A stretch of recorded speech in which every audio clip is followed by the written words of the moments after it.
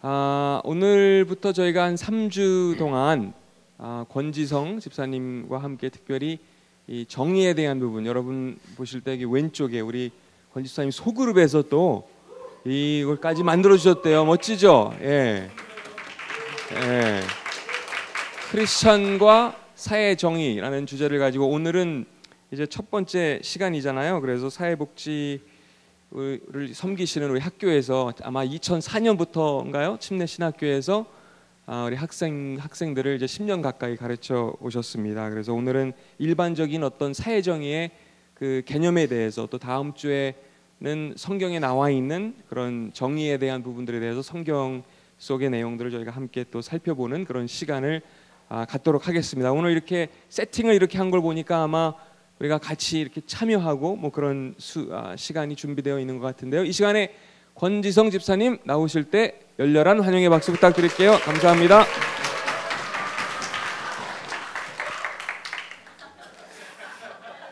예,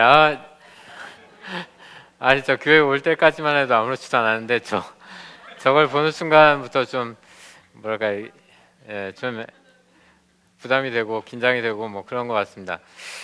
예, 저는 목사님께서 간단하게 소개를 해주셨는데, 저는 옆에 노은동 옆에 있는 침례신학대학교 사회복지학과에서 일하고 있고요.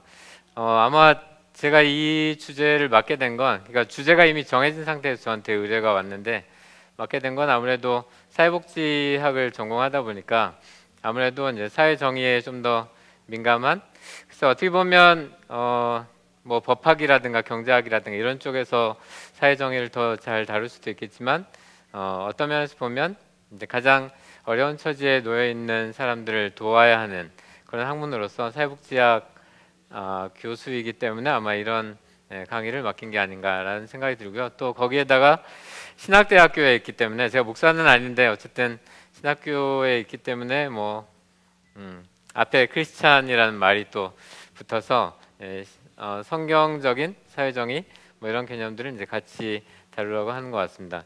그래서 본격적으로 이제 들어가기 전에 이게 녹화가 되는 거죠? 그래서 그냥 넘어가겠습니다. 원래 좀 사적인 얘기를 하려고 했는데 다음에 해야 될 것 같아서.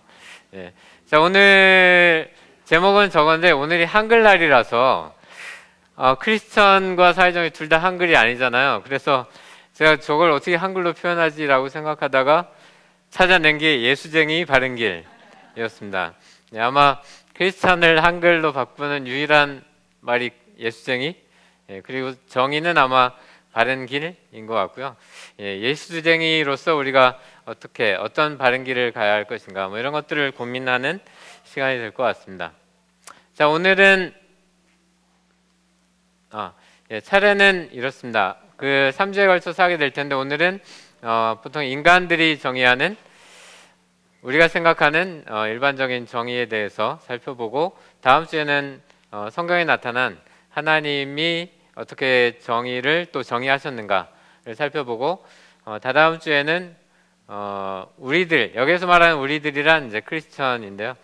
크리스천들이, 예수쟁이들이 어떻게 사회정의를 이루어갈 것인가에 대해서, 그래서 이번 주와 다음 주는 좀 지루할 수 있고, 다음 3주차에는 이제 우리가 어떻게 살아가야 할 것인가에 대한 이야기이기 때문에 좀 적용이 되기 때문에 흥미로울 수도 있는데, 이번 주 다음 주가 계속 지루하면 좀 참석을 안 하실 수도 있을 것 같고, 그래서 오늘은 이제 게임 위주로 이렇게 준비를 했습니다. 자, 오늘은 인간의 정의에 대해서 할 텐데, 두 가지 게임을 준비를 했습니다. 첫 번째는 우리 이익을 최대로라는 집단 활동이 있고요.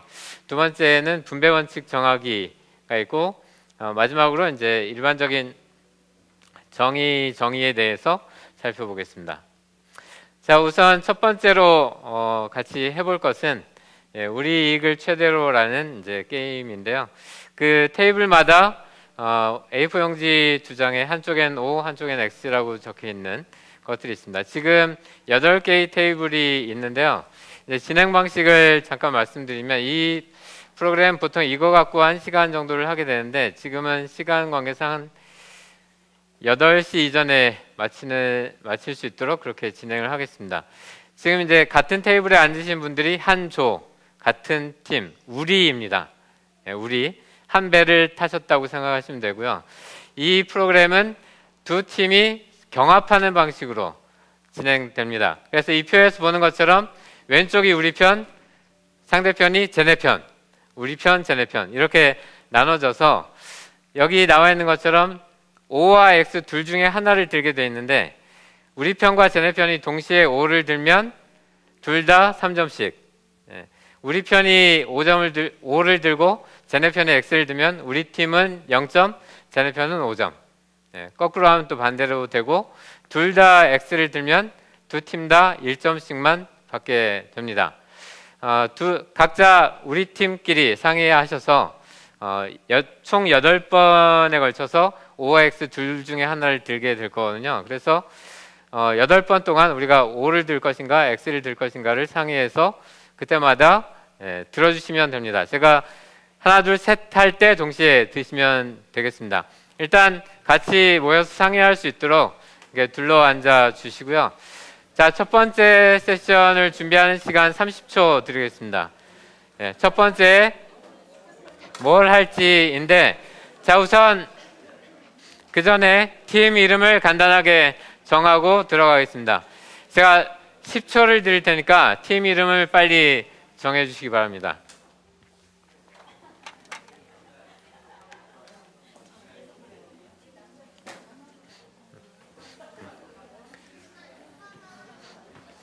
자, 상대 팀을 말씀드리면 이쪽 팀과 이쪽 팀, 그리고 저 끝에 양쪽 팀이 우리 편, 쟤네 편 이렇고요. 그 다음에 이 네 팀은 교차해서 이쪽 팀과 저쪽 팀, 그리고 이쪽 팀과 저쪽 팀 이렇게 경합하는 방식으로 하겠습니다. 자, 일단 팀 이름을 알려주십시오. 뭐 심각한 거 아니니까 그냥 대충 빨리 정해주세요.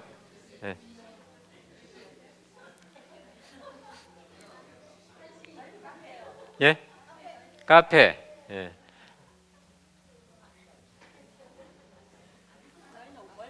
월평.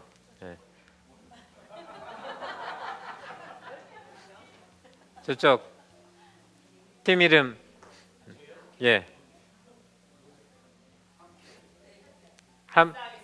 아싸. 저쪽 우리 팀.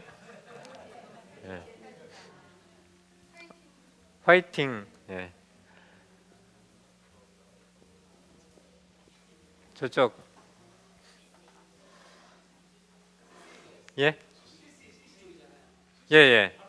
함께요.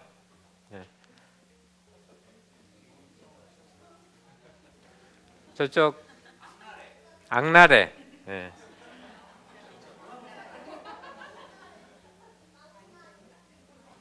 저쪽 CC. 자, 첫 번째 세션 준비할 시간 30초 드리겠습니다. 상의하셔서 첫 번째 판에 O를 들 것인가 X를 들 것인가 결정하시면 돼요. 그냥 O와 X 둘 중에 하나만 드시면 돼요.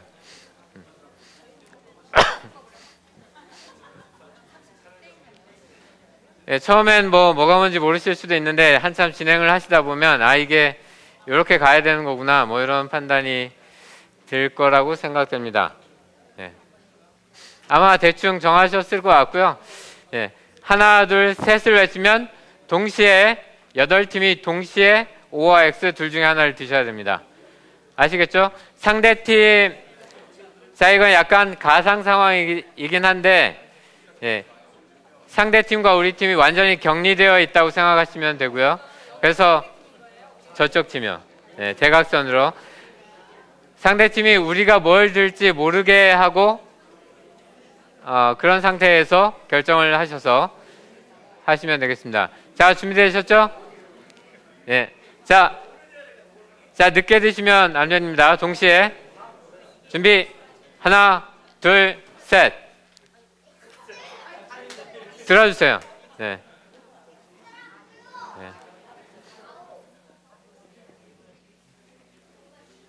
아싸, X 저희 뭐였죠?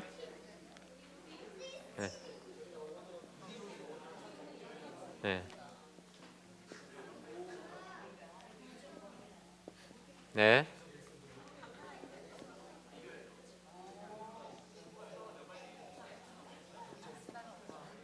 자, 두 번째 세션 준비할 시간 20초 드리겠습니다.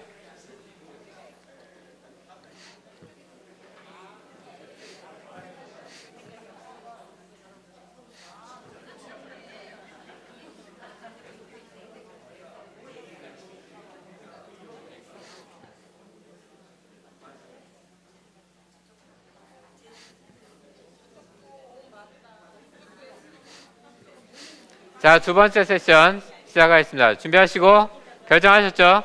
준비하시고 하나, 둘, 셋. 네. 자, 계속 들어주세요.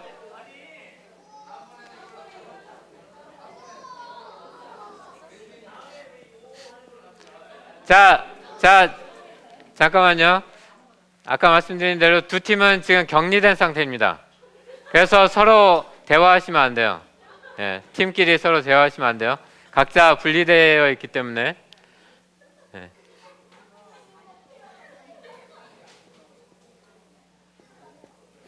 자, 세 번째 세션 준비할 시간 10초 드리겠습니다.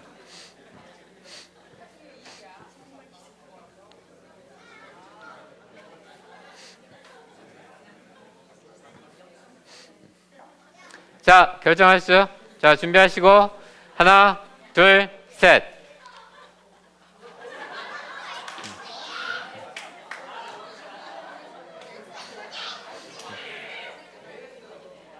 끝에 CC X.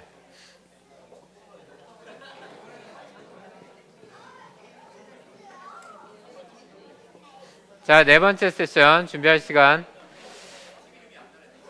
10초 드리겠습니다.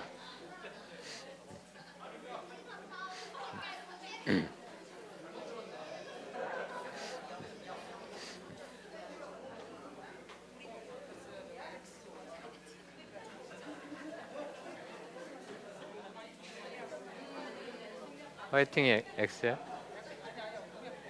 이거?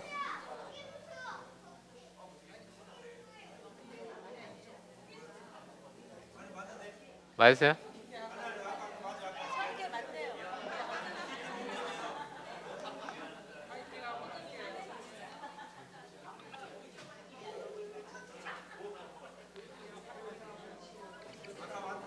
여기가 X5인가요? X5.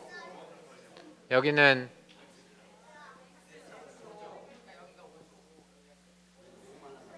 네. 자, 네 번째 세션 하겠습니다. 준비하시고 하나, 둘, 셋.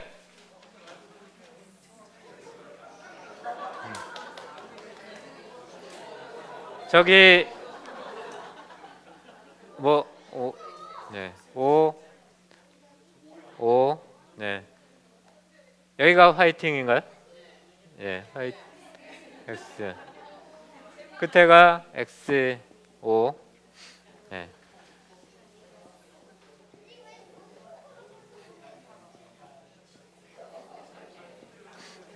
자, 중간 합계 해보겠습니다. 여기 흥미진진함을 더하기 위해서 1등한 팀에게는 예. 1등한 팀에게는 영화 관람권이 있습니다. 당연히 꼴등한 팀에게는 테이블 세팅을 할 수 있는 그런 기회를 드리겠습니다. 여기는 9점.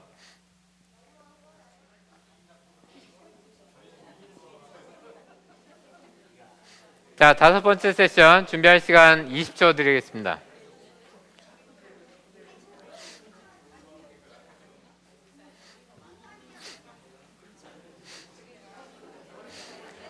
자, 이 결정에서 중요한 것은 우리 이익을 최대로 하기 위한 전략을 선택하시면 됩니다.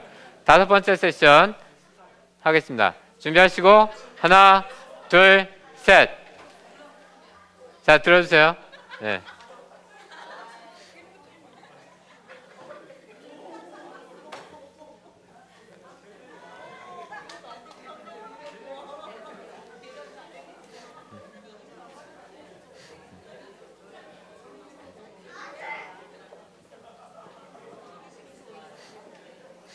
자, 6번째 세션 준비할 시간 10초 드리겠습니다.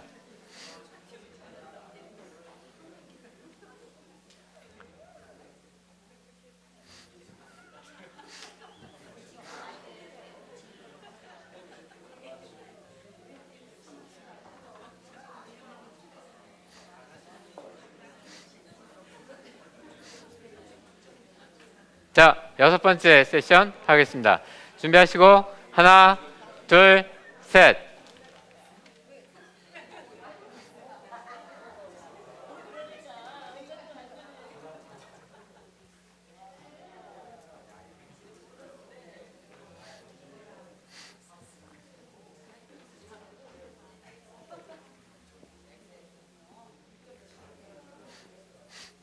자, 점수는 대충 계산이 되실 것 같고요. 자, 지금부터는 1등이 되기 위한 또는 꼴찌를 면하기 위한 이런 전략을 발견하기 위해서 팀 간 협상하는 시간을 갖도록 하겠습니다. 팀에서 한 명씩 대표자를 뽑아서 앞으로 보내주십시오. 앞으로 나와주십시오.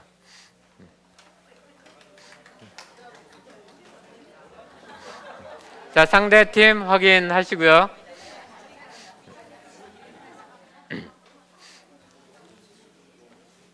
자, 뭐 네, 그렇게 중요한 거 아니니까 그냥 나오시면 네. 예, 다 나오셨죠? 자, 상대팀 대표를 확인하시고요. 두 분 간에 앞으로 2세션 동안 뭘 들지를 협상하시면 됩니다. 앞으로 2번. 예. 협상할 시간 30초 드리겠습니다.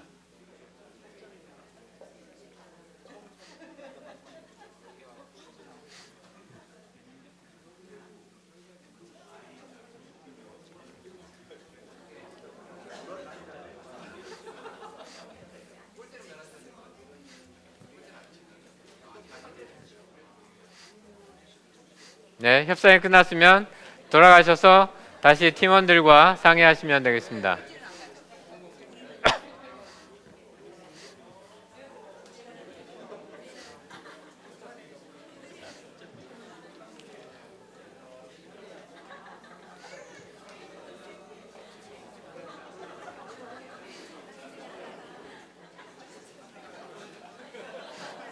자, 협상이 끝나셨죠? 지금부터 팀 안에서 상의해서 7번째 세션 준비하는 시간 30초 드리겠습니다. 다만 여기에서 선생님들, 여기 여러분께서 염두에 두셔야 할 것은 협상은 왜 하는가? 네, 협상은 기본적으로 우리 이익을 최대로 하기 위한 전략이죠. 우리 이익을 최대로 하기 위해서 협상을 받아들일 수도 있고 파기할 수도 있습니다. 네, 그걸 염두에 두시고 또 상대팀도 역시 마찬가지로 협상한 것을 받아들일 수도 있고 파기할 수도 있습니다. 우리 이익을 최대로 해야 하니까요. 자, 7번째 세션 준비할 시간 30초 드리겠습니다.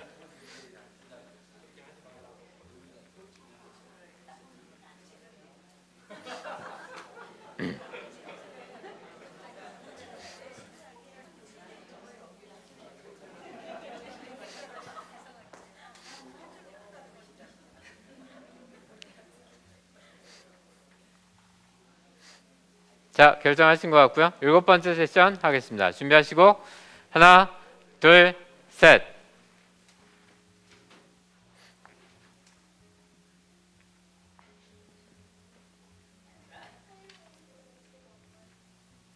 네.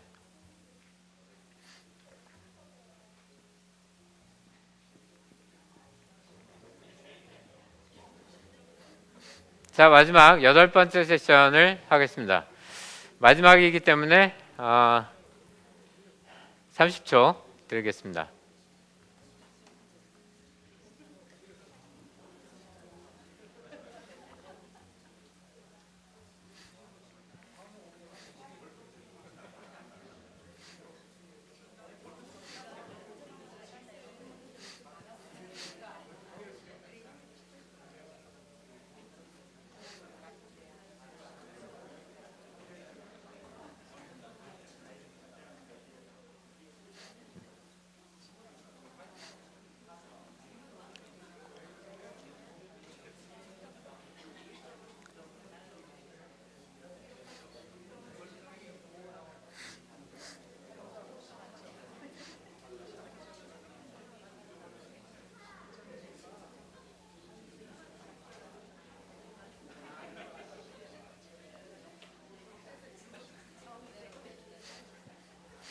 자, 마지막 8번째 세션 결정하겠습니다. 준비하시고 하나, 둘, 셋.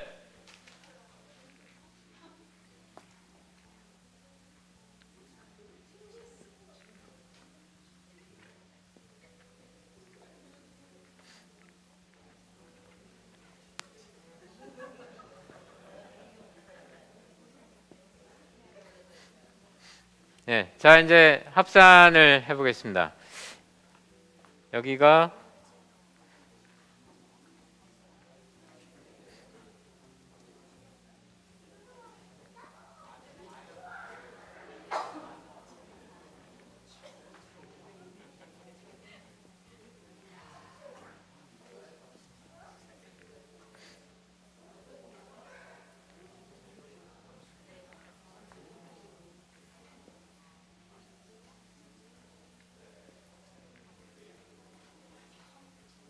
이게 맞죠? 자, 나왔습니다. 그래서 1등은 화이팅 줘야 되겠습니다. 네. 이게 장수가 맞는지는 모르겠지만, 네. 뭐 목사님들이 드리는 거니까. 예.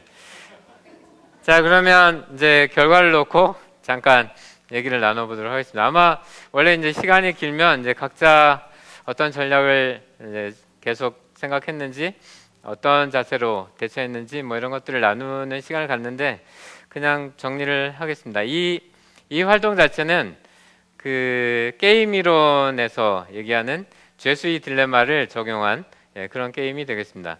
두 죄수가 공범인데 공범이 잡혔을 때 그 격리된 상태에서 두 방으로 나눠져 있을 때 어떤 선택을 하는가를 놓고 하는 건데 그걸 이제 적용한 거고요. 자, 이제 이 표를 보시면 각자 격리돼 있을 때 어떤 선택이 더 합리적인지를 사실 명확하게 알 수가 있습니다. 보시면 상대방이 O를 들던 X를 들던 X를 드는 게 더 우리 이익을 최대로 하기 위한 전략이라는 것을 알 수가 있습니다. 그렇죠? 상대방이 5를 들어도 X를 들면 5점, 5를 들면 3점. 그래서 2점이 더 이익이 날 테고 상대방이 X를 들어도 X를 들면 1점, 5를 들면 0점이 되기 때문에 1점의 더 이익이 나게 마련이죠. 그래서 만약 우리가 합리적인 인간이라면 우리는 당연히 X를 들어야 합니다. 그런데 이제 이 게임에서 말하고자 하는 것은 우리가 누구냐 하는 거죠. 계속 우리 이익을 최대로라고 말씀을 드렸는데 과연 이 게임에서 말하는 우리가 누구인가를 생각해 봐야 하는 거죠. 우리 이익을 최대로 하기 위한 전략은 X를 드는 거지만 실제로 우리 이익을 최대로 하는 전략은 그렇지 않다는 걸 알 수가 있습니다. 어쩌면 뭐 교대로 해가면서 O와 X를 번갈아 들면 더 높은 점수가 날 수도 있겠지만 우리가 만약 상대방을 믿어준다는 전제 하에서는 O를 듣는 게 훨씬 더 효과적인 전략이라는 것을 알 수가 있습니다.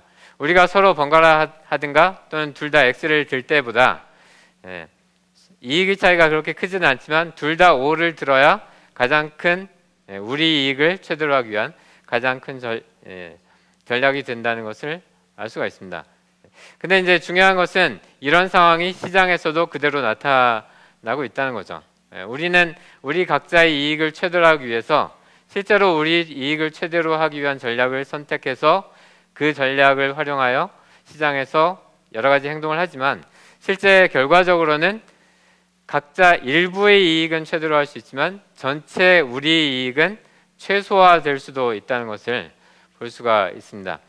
이 결과에서 나타난 것처럼 1등과 꼴등의 차이는 10배 정도 됩니다. 아마 우리나라의 소득 수준을 따져보면 실제로는 더 큰 차이가 아마 1등인 이건희 회장과 꼴등인 누군가의 소득을 합하면 아마 글쎄 1000만 배? 뭐 이렇게 날 수도 있을 테고요. 어쨌든 상위 10%와 하위 10%를 비교만 해봐도 아마 몇십 배 정도의 차이가 날 것입니다. 아마 시장에서 이런 방식으로 각자 우리 이익을 최대로 하기 위한 전략을 선택하다 보니까 이런 결과가 나타나는 거죠. 또 중간에 한번 협상을 해본 적이 있습니다. 협상이란 기본적으로 상대방을 믿어야 우리 이익을 최대로 할 수 있는 전략인데, 실제로는 우리 이익을 최대로 하기 위해서 협상 결과를 받아들이지 않는 경우들이 있습니다. 그렇게 하다 보면 잠깐 단기적으로는 우리 이익을 최대로 하는 것 같지만 실제 장기적으로 보면 우리 이익이 오히려 최소화되는 경우들을 볼 수 있다는 것입니다. 네, 그래서 글쎄 뭐 이 프로그램 자체를 기억하실지는 모르겠지만 이 아이디어 자체는 기억을 해주시면 좋을 것 같고요. 다음으로 넘어가 보겠습니다. 이게 잘 어르신들께는 죄송합니다. 이게 잘 보이실지는 모르겠는데 짧게 읽고 짧게 생각하신 다음에 바로 손을 드시면 됩니다. 한 명에게 아이디어가 있었습니다. 5명 친구들 모아서 작은 사업을 시작했습니다. 자본금은 1억이었는데 대박이 났습니다. 그래서 1년에 순이익 10억을 벌어들였습니다. 오늘 발음이 막 약속한 대로 1억씩 나눠가지고 5억을 재투자해서 사업을 확장했습니다. 다음엔 20억을 벌어서 2억씩 나눠 갖고 10억을 재투자했습니다. 그리고 10명을 고용했습니다. 이제 15명이 됐죠. 다음에 순이익 50억을 벌었습니다. 자, 이제부터 어떻게 나눌 것이냐가 문제가 되는데 재투자비 20억을 일단 빼놓고 30억이 순이익으로 남았습니다. 이 30억을 어떻게 나눠야 할까의 문제입니다. 원래 5명이 하던 일을 10명이 대신하고 원래 처음 창업한 5명은 관리직을 하기로 했습니다. 이 사람들이 하는 일은 아랫사람 이 10명들을 관리하고 또는 거래처 사장과 골프 치고 사우나 가고 아마 뭐 이런 일들을 하게 되겠죠. 자, 2가지로 단순화해서 생각을 해보겠습니다. 30억을 어떻게 나눌 것인가? 15명이 2억씩 나눠 가진다. 임원 5명이 5억씩 나눠 갖고 고용된 10명이 5천만 원씩 나눠 갖는다. 아마 여러분들은 이 밖에도 여러 가지 경우의 수가 있기 때문에 쉽게 손들기 어려울 거라고 생각하시겠지만 일단 경우의 수를 아주 단순화해서 둘 중에 하나만 손을 들도록 하겠습니다. 5초만 생각할 시간을 드리겠습니다. 1번과 2번 둘 중에 하나만 드시면 됩니다. 깊이 생각하지 마시고요. 자, 드리겠습니다. 1번. 1번. 내려주시고요. 2번. 이 결과가 의외인데. 이게 이렇게 답이 이런 식으로 나오면 안 되는데. 왜냐하면 보통 회사들은 2번을 선택하기 때문이죠. 근데 어쨌든 뭐 이것에 대해서 여러 가지 생각을 해볼 수 있을 것 같은데요. 구체적인 생각은 나중에 해보도록 하고 다음으로 넘어가겠습니다. 요거 잠깐 틀어주시죠.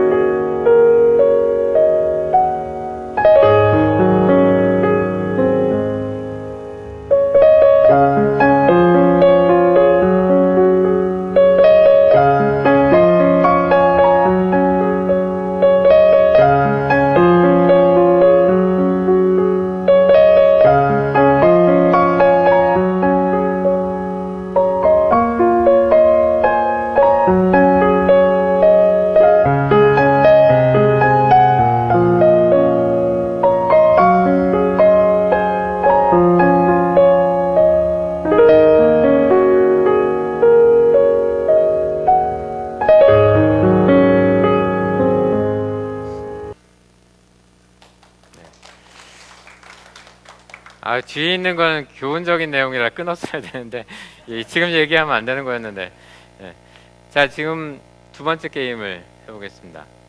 이건 아주 앞에서 본 세계가 만일 1000명 또는 100명의 마을이라면은 실제 지구촌이 지구 마을이 얼마나 복잡한가를 이렇게 좀 보여드린 건데, 좀 상황을 단순하게 만들어서 이렇게 해보겠습니다. 100명이 사는 마을이 있다고 가정하고요. 매년 100억의 소득이 발생하고 있습니다.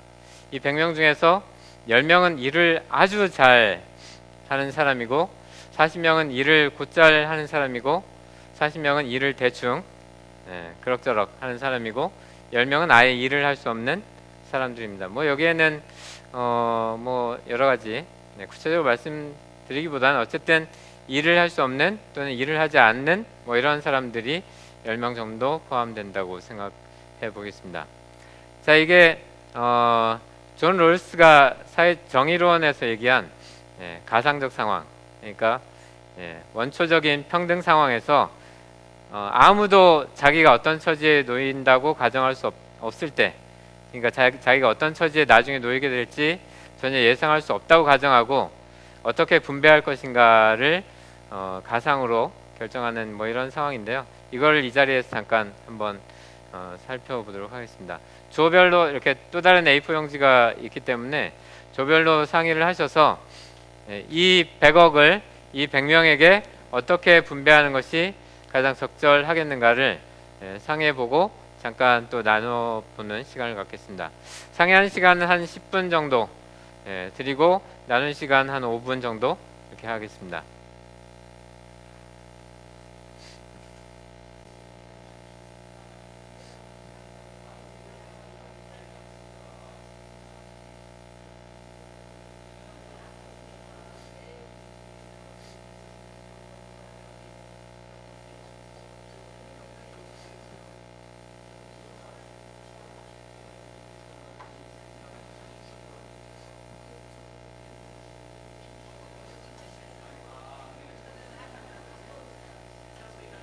일단 뭐 더 시간을 끌기 어렵기 때문에 일단 한번 얘기를 나눠보고 정리를 하겠습니다. 아마 우리죠. 안 끝나셨어요? 그러면 화이트.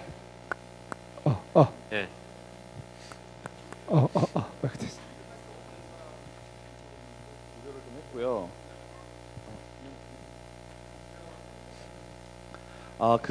우선은 일을 매우 잘하는 사람에게 많이 돌아가야 된다는 건 기본 원칙이고요. 그리고 그 일을 곧잘 하는 사람도 그 일을 대충 하는 사람보다는 많이 받아야 된다는 게 기본 원칙입니다. 하지만 일을 할 수 없는 사람이 여러 가지 원인이 있지만 그 사람들에게도 혜택은 돌아가야 된다고 생각을 했습니다. 그래서 그 금액을 대충 나눠봤더니 그 일을 매우 잘하는 사람이 전체 소득의 한 20%가 돼서 연간 소득액으로 따지면 한 2억 정도가 소득이 돼야 된다고 생각을 하고 있고요. 그리고 일을 곧잘 하는 사람은 전체의 소득의 한 50% 정도를 가져가야 된다고 생각을 했습니다. 그래서 인당 가져가는 돈은 1억 2,500 정도가 될 것 같고 연간.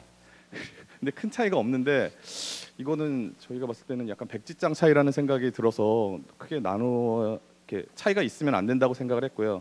그리고 일을 대충 하는 사람과 일을 할 수 없는 사람은 큰 차이를 두지 않았습니다. 여기서 그 40명을 25% 정도로 잡아서 연간 소득액이 6,300만 원 정도로 소득을 잡았고요.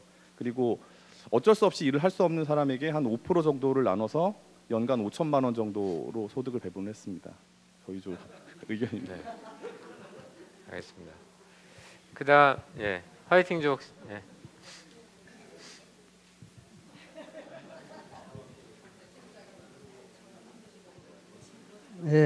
저희 조는요, 일단 이제 일을 잘하는 사람하고 곧잘 하는 사람을 한 7 정도 주고요. 그다음에 일 대충 하는 사람하고 일을 할 수 없는 사람은 3으로 이제 일단 배분을 해서 그 일할 수 없는 사람은 뭐 본인이 하기 싫어서 안 하는 사람도 있겠지만 할 수 없는 사람이 이제 뭐 나이가 많다든지 그래가지고 노동 능력이 없어서 이렇게 하는 사람이 많기 때문에 일단은 최저는 보장을 해가지고요. 5억입니다. 5억. 그 다음에 이제 대충 하는 사람은 25억. 그리고 이제 근데 대충 하는 사람도 이게 좀 애매하더라고요. 그래서 그 일을 할 수 없는 사람하고 비슷하게 하려니까 좀 그래요. 왜냐하면 일을 자기 나름대로 열심히 일을 하는데 이게 능력이 그거밖에 안 되니까 이게 어쩔 수 없잖아요. 그러니까 한 25 정도 하고 그다음에 이제 잘하는 사람은 20 정도. 그다음에 곧잘 하는 사람은 한 50 정도 해가지고 이렇게 배분했습니다. 네, 알겠습니다. 혹시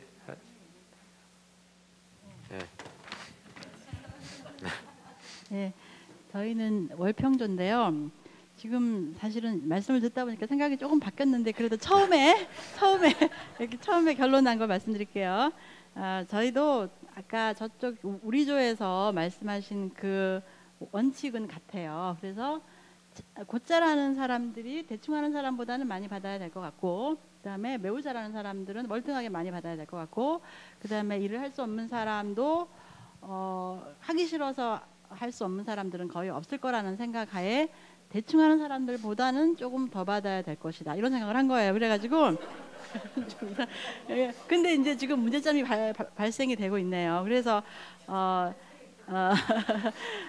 그 총액으로 보면은 그 첫 번째 그룹이 30억, 그다음에 두 번째 그룹이 40억, 세 번째 그룹이 20억, 네 번째 그룹이 10억으로서 1인당은 보면 첫 번째 그룹은 3억, 두 번째 그룹이 1억, 세 번째 그룹이 5천, 네 번째 그룹이 1억 이렇게 됐는데, 이제 이렇게 한 이유는 처음에 저희들은 첫 번째 그룹에 들 확률이 없으니까 우리들은 아마 두 번째, 세 번째, 네 번째 중에 들 것인데, 두 번째 그 그룹에 들면 그래도 우리가 일할 수 있는, 그리고 능력을 인정받았다는 그 즐거움이 있기 때문에 1억 정도 받으면 괜찮을 것 같아요. 근데 세 번째 그룹에 우리가 속한다고 하면은 그거는 우리가 아마 더 노력하지 않아서 그런 거니까 5천을 받아도 싸다, 이런 생각이었는데 지금 제가 더 생각해 보니까요, 그렇게 하면 어떤 문제가 생기냐면 차라리 안 해버리는 게 나은 거야. 안 해버리면 1억을 받을 수가 있잖아요. 그래서 그렇게 하면 안 되겠네요. 그렇게 하면 안 되겠고 세 번째 그룹과 세 번째 그룹은 네 번째 그룹보다는 조금은 더 받아야 될 것 같은 생각이 들어요. 예, 그렇게 했습니다. 네, 알겠습니다. 자, 시간이 많이 갔기 때문에 이 정도만 듣도록 하고요. 예, 앞으로 다시 돌아가서 생각을 해보면 아마 이제 제가 빨리 답변하라고 말씀드린 이유는, 우리가 이제 이런 상황이 됐을 때 실제로는 깊이 생각하지 않고 이제 이 상황에서 바로 떠오르는 생각이 있을 거라고 생각됩니다. 아마 소수의 분들은 1번에 답을 하셨고 다수가 2번에 답을 하셨는데, 제가 보기에 아마 지난 대선 결과와 비슷한 양상이지 않았을까 하는 생각이 듭니다. 지난 대선에서 누굴 찍었느냐에 따라서 1, 2번을 찍은 그 패턴이 아마 비슷하게 나타났을 거라고 생각됩니다. 근데 제가 이렇게 이걸 공부하면서 드는 생각은, 사람들이 이 상황을 너무 단순하게 생각하고 있지 않나, 이런 생각이 드는 거죠. 이제 실제로 생각을 해보면 굉장히 복잡한 건데, 만약 어떤 사람이 1번 또는 2번을 들었다고 했을 때 그 사람한테 왜 1번, 2번을 들었냐라고 물어보면 아마 뭐 어떤 대답을 하겠죠. 근데 그 대답에 대해서 왜 그것의 근거가 뭐냐 라고 물어보면 아마 거기까지는 뭐라고 대답을 할 수 있을 텐데, 그 근거에 대해서는 아마 대답을 하기가 좀 어렵지 않을까. 그러니까 사실 우리는 특별히 근거가 있어서 이런 생각을 한다기보다는 그냥 어릴 때부터 형성되어 온 어떤 사고 체계가 있어서 그냥 어떤 상황이 되었을 때 바로 거기에 즉각적으로 반응하는 그런 패턴을 보이지 않나 하는 생각이 들고요. 그래서 사실 상황을 좀 복잡하게 생각을 해보면 좀 다르게 판단할 수 있지 않을까, 이런 생각도 듭니다.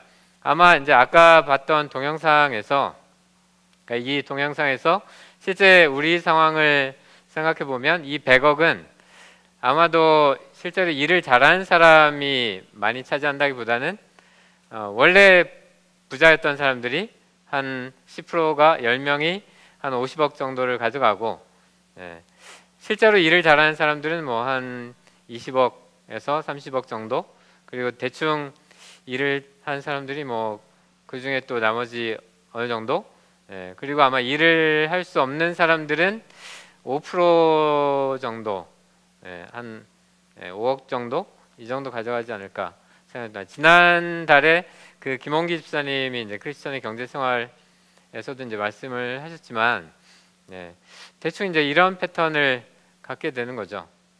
다수의 사람, 그러니까 소수의 사람들이 더 많은 걸 가져가게 되고, 실제로는 다수의 사람들이 오히려 덜 가져가는 뭐 이런 구조를 갖게 되는 것 같습니다. 근데 이제 이 근거가 뭐냐라고 물어보면 다들 즉각적으로 뭔가 대답을 하긴 하지만, 실제로 그 근거가 뭐냐라고 물어보면 답변이 그렇게 명료하지는 않은 것 같습니다. 아마 이 책에 대해서는 이렇게 많이 들어보셨을 것 같아요. 마이클 샌델의 정의란 무엇인가. 이 책은 수백만 권이 팔린 것으로 알려져 있지만 실제 읽은 사람은 한 10,000명 정도 또 안 될 것으로 추정되는데, 어쨌든 이 책을 읽어보면 그렇게 생각할 수 있겠구나. 그러니까 이런 논리 구조가 대충 이렇게 좀 정해지는 것 같아요. 그래서 지금 말씀드릴 것도 이제 이런 책들, 이제 이 강의를 준비하면서 여러 권의 책들을 읽으면서 정리한 것들이 뭐 이런 것들인 것 같습니다. 정의에 대해서. 그러니까 옛날 아리스토텔레스는 이제 목적과 미덕을 상당히 중요하게 생각했던 것 같고, 근데 이 사람을 굳이 알 필요는 없을 것 같고요. 근데 공리주의로 얘기하자면 아마 최대 다수의 최대 행복이라고 얘기할 수 있는, 그러니까 더 많은 사람이 행복해질수록 그게 정의로운 것이다, 이렇게 생각할 수 있다는 거죠. 또 자유지상주의는 자유를 더 많이 보장할수록 정의로운 것이다, 이렇게 얘기하는 것 같습니다. 반대로 이제 자유라는 말이 같이 들어가 있지만, 이 자유는 이제 소극적 자유와 적극적 자유로 나눠볼 수 있는데, 소극적 자유라는 것은 무엇으로부터의 자유고, 적극적 자유는 무엇을 할 수 있는 자유거든요. 근데 이제 자유지상주의는 소극적 자유를 주장하는 것이고, 자유주의는 적극적 자유 또는 평등을 강조하는 것입니다. 좀 쉽게 얘기하자면 소극적 자유라는 것은, 그러니까 나의 것을 지킬 수 있는 자유라고 생각하시면 될 것 같습니다. 간단하게 얘기하면 사유재산이 가장 핵심적인 이슈인 거죠. 그러니까 내 재산을 가지고 내가 마음대로 쓸 수 있는 자유. 근데 이 자유를 가장 침해하는 것이 바로 세금이죠. 그래서 자유지상주의자들은 세금을 많이 걷어들이는 것을 반대합니다. 당연히 내 재산이고, 내가 만든 재산이고, 내가 형성한 재산이고, 내가 쓸 수 있는 재산인데 그걸 세금을 통해서 걷어들여서 국가가 마음대로 쓰려고 하는 것, 이런 것을 반대하는 거죠. 반대로 자유주의자들, 평등을 좀 더 강조하는, 또 적극적 자유를 강조하는 사람들은 적극적 자유, 여기서 말하는 적극적 자유라는 것은 내가 무엇을 할 수 있는 자유거든요. 그것이 노동을 할 수 있는 자유든 그러니까 직업을 가질 수 있는 자유, 또는 집을 살 수 있는 자유, 또는 어떤 활동을 할 수 있는 자유, 뭐 이런 것들이죠. 근데 이런 자유를 사람들에게 보장해 주려면 결국은 세금이 필요한 거죠. 내 재산으로 마음껏 할 수 있는 자유가 대부분의 사람들에게는 보장되어 있지 않기 때문에, 이 자유를 보장하기 위해서는 사실 국가가 적극적으로 개입해서 세금을 걷어들이고 그것을 재분배해야만 이런 적극적 자유가 보장될 수가 있습니다. 그러면서 이 자유주의자들, 우리식으로 얘기하자면 아마도 좀 진보적인 정당들이 이런 것들을 강조할 거라고 생각됩니다. 칸트라는 사람은 자율과 정원 명령, 뭐 무슨 얘기인지 잘 모르겠지만 아무튼 이런 것들을 이제 강조했는데, 이 사람이 얘기한 건 결국 이제 그러니까 다른 조건들을 고려하지 않고 일단 우리가 개별적으로 정한 합리적인 원칙이 있다면 반드시 그것을 따라야만 한다는 거죠. 이 책에 예로 든 것이 뭐 이런 것이 있습니다. 예를 들면 우리가 거짓말을 하지 말아야 한다는 원칙을 정해뒀으면 그걸 반드시 어떤 상황에서든 그걸 지켜야만 한다는 거죠. 예를 들어서 살인자를 피해서 도망온 어떤 피해자가 있습니다. 이 사람이 우리 집으로 도망을 왔어요. 그러면 살인자가 와서 문을 두드리면서 그 사람이 이 집에 있냐 이렇게 물어보면 어떻게 해야 될까요? 거짓말을 하면 안 되니까 만약 거짓말을 하지 않는 것이 원칙으로 되어 있으면 정직하게 얘기해야 되는 거죠. 저기 있는데요. 이렇게 얘기해서 잡아가게 해야 한다는 거죠. 근데 그것에 대해서 여러 가지 반박이 있을 수가 있습니다. 그것이 아무리 거짓말을 하지 않는 것이 원칙이지만 그것이 우리에게 옳은 일이냐 라고 물어볼 수 있다는 거죠. 그렇지만 칸트는 굉장히 단호하게 그럼에도 거짓말을 해서는 안 된다. 다만 거짓말 같지 않게 거짓말을 할 수 있는 다른 대안을 제시하기는 했습니다. 그건 이제 책을 읽어보시면 될 것 같고요. 어쨌든 이런 원칙들을 이제 얘기했고요. 우리가 지금 이제 평등주의자들이 보통 받아들이고 있는 사회 정의는 롤스가 얘기한 이 세 가지인 것 같습니다. 평등한 자유, 또 기회균등, 차등의 원칙. 그래서 아까 말씀드린 대로 지금 팀별로 상의할 때 롤스가 가정한 것은 우리가 이렇게 무지장막뒤, 그러니까 우리가 앞으로 어떤 처지에 놓일지 전혀 예상할 수 없는 상황 하에서 어떻게 분배할지를 원칙을 세우게 한다면 아마 이런 원칙을 세울 것이다 라고 가정을 한 것이 이 세 가지입니다. 그러니까 모든 사람에게 기본적으로 평등할 수 있는, 그러니까 자유는 평등해야 한다. 모든 사람은 자유할 수 있는 평등한 권리를 가지고 있다. 이렇게 얘기했고, 또 한 가지는 기회 균등이 이루어져야 한다. 그러니까 일할 수 있는 것이든 어떤 것이든 모든 사람에게 동등한 기회가 주어져야 한다. 이렇게 얘기했습니다. 또 한 가지는 차등 원칙인데, 일단 어려운 처지에 놓인 사람들에게는 최소한 차등해서 배분을 해야 한다. 이렇게 얘기했습니다. 만약 불평등이 인정된다고 하더라도, 우리가 불평등을 어느 정도 용인해 준다고 하더라도 최소한 이 어려운 처지에 놓인 사람들, 불평등한 상황에 놓인 사람들에게는 최소한으로 보장을 해주고 나머지를 가지고 해야 한다는 거죠. 그게 설령 대다수의 사람들에게는 불평등해 보인다고 할지라도 어쨌든 그 소수의 사람들에게 최대한 보장할 것을 그 사람들이 다 행복하다고 가정할 수 있을 때만 전체적으로 불평등을 인정해 줄 수 있다. 이런 이야기를 하고 있습니다. 마지막으로 이제 마이클 샌델이 이런 모든 얘기들을 종합해서 자기 나름의 정의를 했습니다.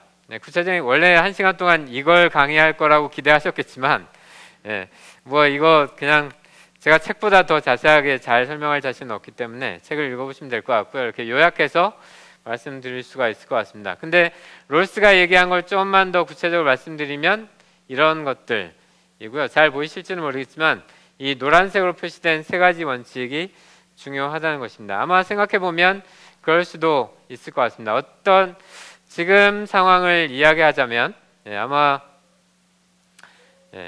우리나라의 1인당 국민소득은 대충 아마 제가 듣기로는 23,000불에서 5,000불 이 정도라고 들었습니다. 만약 4인 가구로 환산하면 한 가구가 1억 정도의 소득을 실제로 벌어들일 수 있다는 거죠. 근데 실제로 작년 우리나라의 4인 가구 평균 소득은 약 4,500, 5,000 그 정도였고요. 우리나라의 최저생계비가 얼마인지 아세요? 4인 가구 최저생계비. 4인 가구가 한 달 동안 인간답게 살아갈 수 있는 최소한의 돈. 보건사회연구원이 매년 이런 것들을 발표하고 있는데 올해 최저생계비는 147만 원 정도였습니다. 그거를 1년으로 4인 가구가 한 달 동안 살아갈 때 1년으로 환산하면 약 2천만 원 정도 되는 거죠. 그러니까 아마 우리가 합의한 현재 상태에서의 일반적인 정의는 소수의 10명에게 2천만 원씩을 2천만 원씩을 주고 그 나머지는 대충 이런 식으로 분배를 하자는 거죠. 아마 그 정도가 합의된 것 같기는 합니다만 여러분이 그걸 합의하셨는지는 모르겠습니다. 저는 사실 합의를 안 했거든요. 근데 아마 그 합의가 정말 이루어졌는지 안 이루어졌는지는 보통 선거에서 드러나는 것 같고요. 그런데 그 선거가 문제는 아까 말씀드린 것처럼 깊이 생각하고 한 선거냐, 간단하게 생각하고 결정 내린 선거냐, 이거에 따라서 좀 달라질 수는 있는 것 같습니다. 근데 아마 선거라는 것이 복잡하게 생각해서 판단한 거라고 우리가 가정한다면 그 선거의 결과는 이 상태를 합의해 준 거죠. 이 상태로 살아가는 것에 대해서 그럴 수 있겠다. 우리가 이 정도는 보장해 줄 수 있겠다. 이렇게 합의한 거라고 생각됩니다. 실제로 여러분들이 이것에 합의하셨는지는 저도 잘 모르겠어요. 저는 합의를 안 했거든요. 예.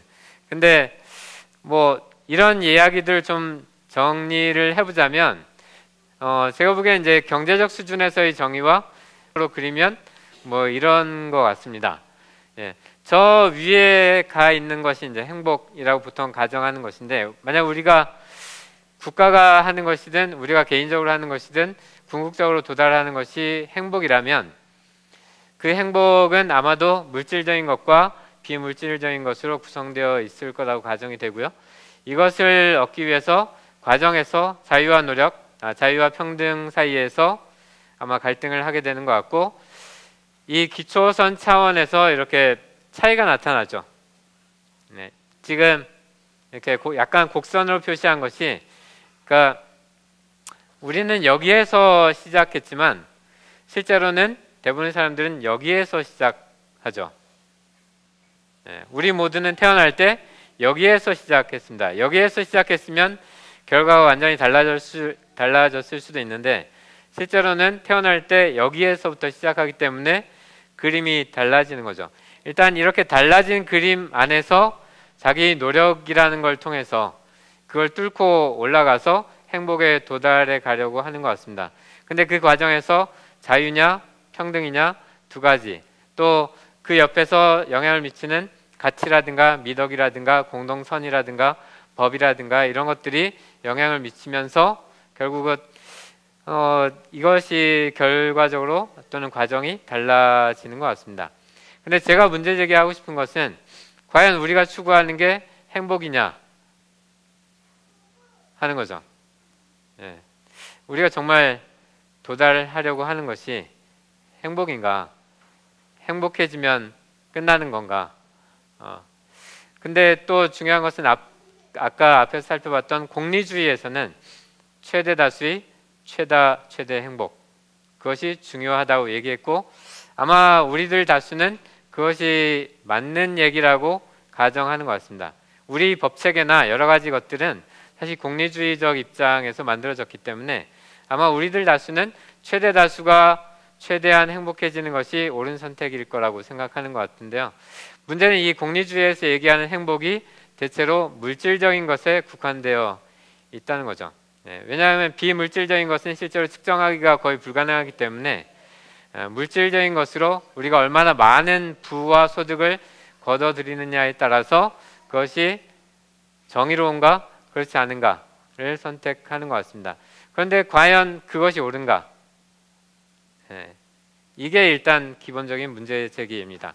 그러니까 물질이 최대화될 때 우리가 가장 행복할 것인가? 이런 문제가 있고요. 그리고 또 다른 것은 우리가 행복해지면 끝나는 것인가 하는 거죠. 행복해지지 않는다고 해서 끝나는 건가? 네, 이런 것들을 생각해 봐야 하지 않을까 하는 생각이 들었고요. 제가 보기엔 좀 다르게 그림을 그려보자면 사회적인 측면과 경제적인 측면에서 이렇게 이루어지는 것 같고, 어쨌든 이런 사회 정의를 실현하기 위한 제도 중에 하나로 사회복지를 들 수 있는 것 같습니다. 뭐 이 사회복지 기제라든가 또는 이 그림에 나와 있는 여러 가지 기제들이 어떻게 작동해야 할 것인가, 이런 것에 대해서는 또 성경에서 이런 기제들을 어떻게 활용하라고 되어 있는가에 대해서는 다음 주부터 같이 나눠보도록 하겠습니다. 다음 주 예고. 다음 주 예고는 하나님, 성경에서 얘기하는 하나님이 말씀하신 정의란 무엇인가에 대해서 살펴보도록 하겠습니다. 오늘 강의는 이것으로 마치겠습니다. 끝까지 참여해 주셔서 고맙습니다.